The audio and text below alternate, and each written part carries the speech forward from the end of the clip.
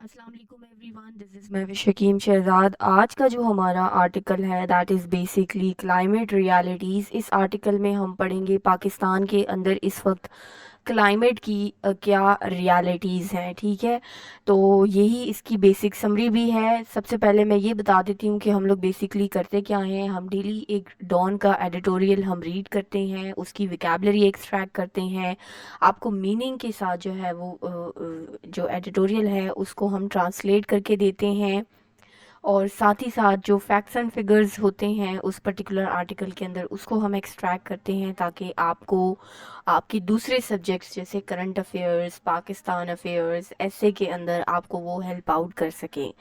तो आज का आर्टिकल शुरू करते हैं। In an uncharacteristic twist for March. Uncharacteristic का मतलब ये होता है कि नॉट टिपिकल या not usual. Twist for March कि हम देख रहे हैं एक हमें अनयूजुअल सा मार्च के अंदर ट्विस्ट नज़र आ रहा है। तो आप इसको क्लाइमेट की नज़र से ही देखें कि हम देख रहे हैं मार्च के अंदर यूजुअली पाकिस्तान के अंदर गर्मियाँ जो है वो आना शुरू हो जाती, स्प्रिंग स्टार्ट होना शुरू हो जाता है, वेदर जो है वो वार्म होना शुरू हो जाता है। लेकिन हम क्या देख रहे हैं कि भाई मार्च के महीने में जो है वो अभी भी सर्दियां हैं पाकिस्तान के बहुत से रीजन्स में। तो उसी ट्विस्ट की यहाँ पर बेसिकली बात हो रही, which typically heralds the warm of spring. जिसने बेसिकली क्या किया, हेराल्ड का मतलब रोकना, कि जो स्प्रिंग की जो वार्म वार्म वार्म वेदर है स्प्रिंग का, उसको बेसिकली रोका हुआ है इस ट्विस्ट ने। Several parts of Pakistan are grappling with this extreme cold and incessant rains. कि पाकिस्तान के बहुत से हिस्से ऐसे हैं जो इस वक्त जहाँ पर एक्सट्रीम कोल्ड है। ग्रैपलिंग विद का मतलब स्ट्रगलिंग विद या ओवरकम विद। कि पाकिस्तान के बहुत से इलाकों में हम देख रहे हैं इस वक्त एक्सट्रीम कोल्ड है। एंड इंसिस्टेंट, इंसिस्टेंट का मतलब ये होता है कि कंटिन्यूइंग विदाउट इंटरप्शन या कांस्टेंट जो है वो वहाँ पर क्या हो रही है, बारिशें हो रही हैं। From the water log streets of Gwadar in Balochistan, from the water log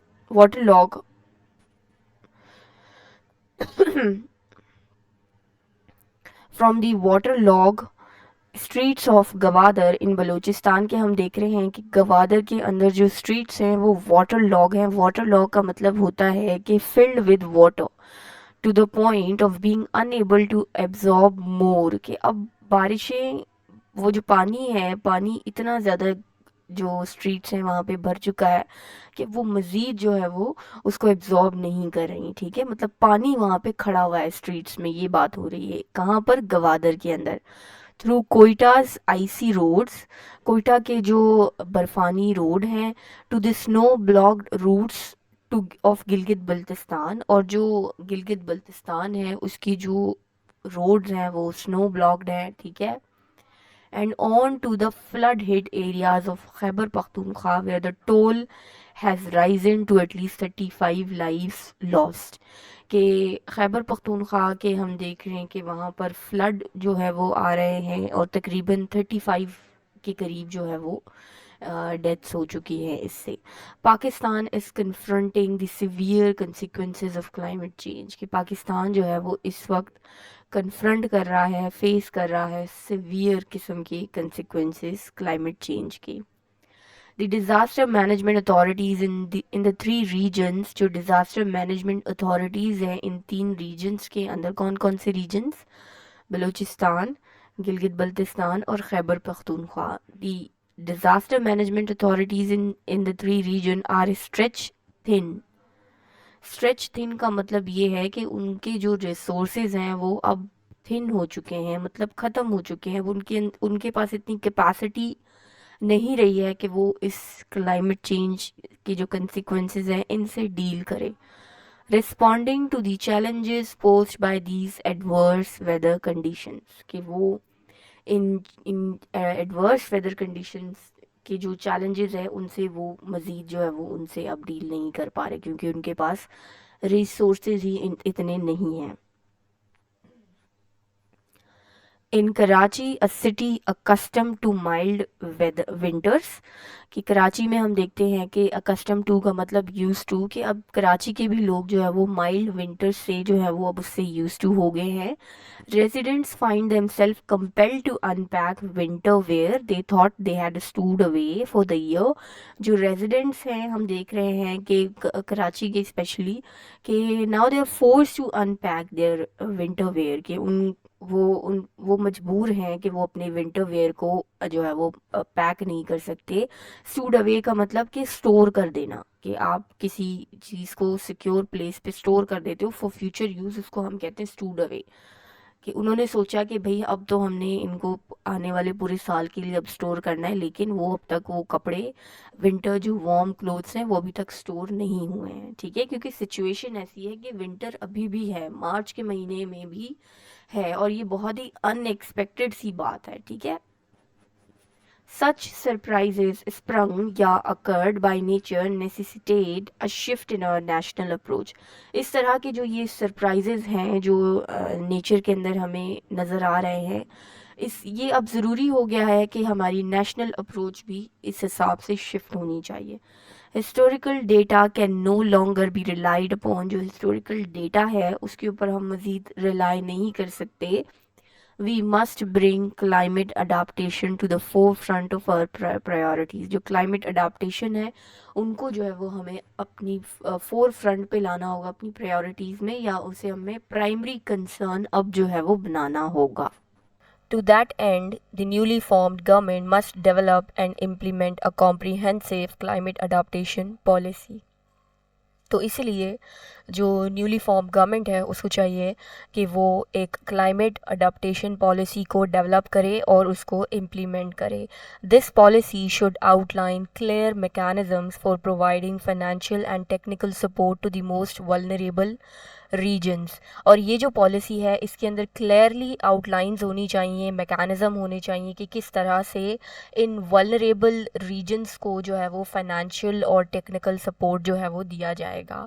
ensuring an inclusive and equitable response to climate challenges, और इंश्योर किया जाएगा एक इंक्लूसिव का मतलब ऑल कॉम्प्रिहेंसिव एंड इक्विटेबल का मतलब है फेयर एंड इम्पार्शियल रिस्पॉन्स जो है वो दिया जाएगा क्लाइमेट चैलेंजेस के अगेंस्ट। ठीक है, it is imperative that we invest in cutting edge meteorological forecasting, और साथ ही साथ ये भी ज़रूरी है, इम्पेरेटिव है कि हम इन्वेस्ट करें कटिंग एज का मतलब है टेक्नोलॉजिकली एडवांस जो मैकेनिज़्म है या मशीन्स हैं या टेक्नोलॉजीज़ हैं उनका हम इस्तेमाल करें अपनी फोरकास्टिंग के अंदर, एंड अर्ली वार्निंग सिस्टम्स वगैरह हम डेवलप करें, specially for timely evacuations in disaster struck areas, ताकि टाइमली इवैक्यूएशन जो है वो की जाए डिज़ास्टर स्ट्रक एरियाज़ के अंदर।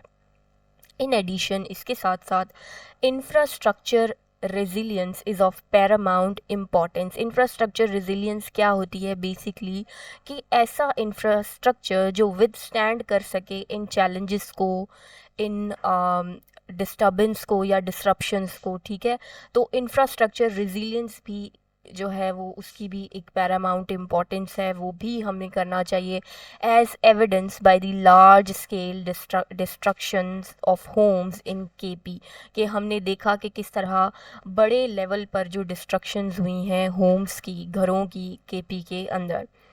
Physical structures must be designed और retrofitted to withstand extreme weather। जो हमारा फिज़िकल स्ट्रक्चर है वो डिज़ाइन इस तरह किया जाए ताकि वो एक्सट्रीम वेदर को विदस्टैंड कर सके, उसको जो है वो फेस कर सके। रेट्रोफिटेड का भी मतलब जो है वो यही है कि ऐसा डिज़ाइन या इस तरह से मॉडिफाई हो हमारा फिज़िकल स्ट्रक्चर कि वो जो एक्सट्रीम या सिवियर जो कंडीशंस हैं उनको जो है वो इंड्यूर कर सके। ठीक है, इन टेंडम का बेसिकली मतलब है side by side.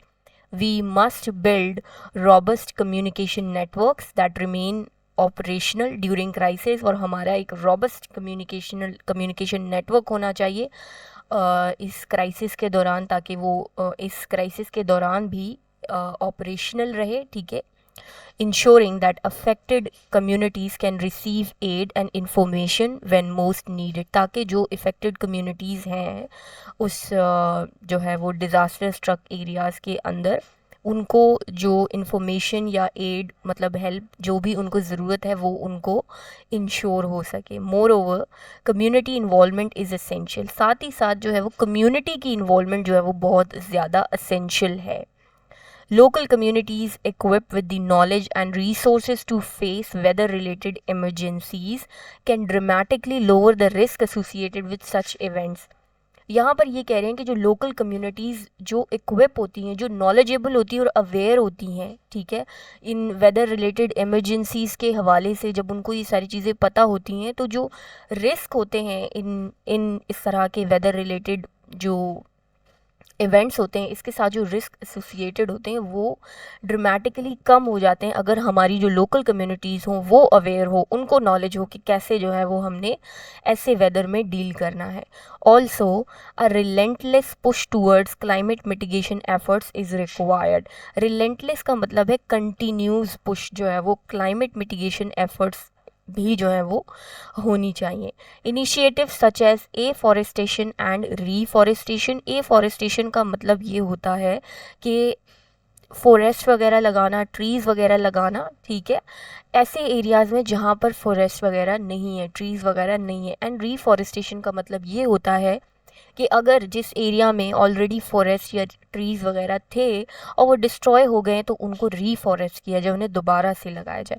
Wetland restoration की जाए, ठीक है, मतलब कि जो वेटलैंड्स हैं, हमारा जो वेटलैंड इकोसिस्टम है उसको रिहेबिलिटेट किया जाए। And sustainable land management not only reduce vulnerability to natural disaster but also contribute to the global fight against climate change. और सस्टेनेबल लैंड मैनेजमेंट अगर हमारी होंगी तो ना ये सिर्फ क्या करेंगी कि नेचुरल डिज़ास्टर को रिड्यूस करेंगी, इससे इसको रिड्यूस करेंगी, बल्कि जो हमारी ग्लोबल फाइट है अगेंस्ट क्लाइमेट चेंज ये उसमें भी कंट्रीब्यूट करती है। The past week has clearly demonstrated our vulnerability to climate change. Past week हमने देखा कि किस तरह से हमने देखा क्लाइमेट चेंज की जो वल्नरेबिलिटी है पाकिस्तान के अंदर, कि अब ये कितना ज़रूरी हो गया है हमारे लिए इससे डील करना। It is imperative that we adopt a proactive stance to adapt to these new climatic realities। और अब ये ज़रूरी हो गया है कि हम एक proactive stance लें ताकि हम इन नए नए जो ये हमारी क्लाइमेटिक रियलिटीज़ हैं इनसे हम डील कर सकें या इसको अडाप्ट कर सकें। We can no longer turn away from the gauntlet of climate change. Gauntlet का मतलब होता है challenge of climate change. Gauntlet मतलब कि एक डिफ़िकल्ट सिचुएशन या चैलेंजिंग जो ये सिचुएशन है क्लाइमेट चेंज की, अब हम इससे जो है हम मुंह नहीं फेर सकते, ये अब बहुत एविडेंट हो चुका है। We are now walking through it, अब ये हमारे साथ साथ है, ठीक है। तो ये आज का हमारा आर्टिकल है। आर्टिकल के साथ हमने रेड में विकैबलरी भी मेंशन की हुई है, आप देख सकते हैं। फैक्ट्स एंड फिगर्स इस आर्टिकल के अंदर इतने नहीं थे, बल्कि देखा जाए ये पूरा आर्टिकल ही एक फैक्चुअल आर्टिकल है, ठीक है, क्योंकि इसके अंदर पाकिस्तान के डिफरेंट एरियाज़ में किस तरह से न्यू क्लाइमेटिक रियलिटीज़ हम देख रहे हैं उसको बेसिकली बताया गया है। जैसे कि हमने देखा कि गवादर में वाटर लॉग स्ट्रीट्स हैं, कोयटा में आईसी रोड हैं, गिलगित बल्तिस्तान में स्नो ब्लॉक्ड रूट्स हैं, और खैबर पख्तूनख्वा में हम देख रहे हैं कि फ्लड हिट एरियाज़ हैं। तो किस तरह से डिफरेंट पाकिस्तान के रीजन क्लाइमेट चेंज की लपेट में है। तो ये पूरा आर्टिकल ही हम देख सकते हैं कि फैक्चुअल आर्टिकल है। तो आज का हमारा एडिटोरियल यहाँ पे फिनिश होता है। आई होप कि आपको क्लियर हुआ होगा। अगर आपको मज़ीद इसमें आप इम्प्रूवमेंट चाह रहे हैं कि और क्या क्या आप ऐड कराना चाहते हैं तो आप वो भी हमें कमेंट में बता सकते हैं। आज के लिए सिर्फ इतना ही। अल्लाह हाफिज़।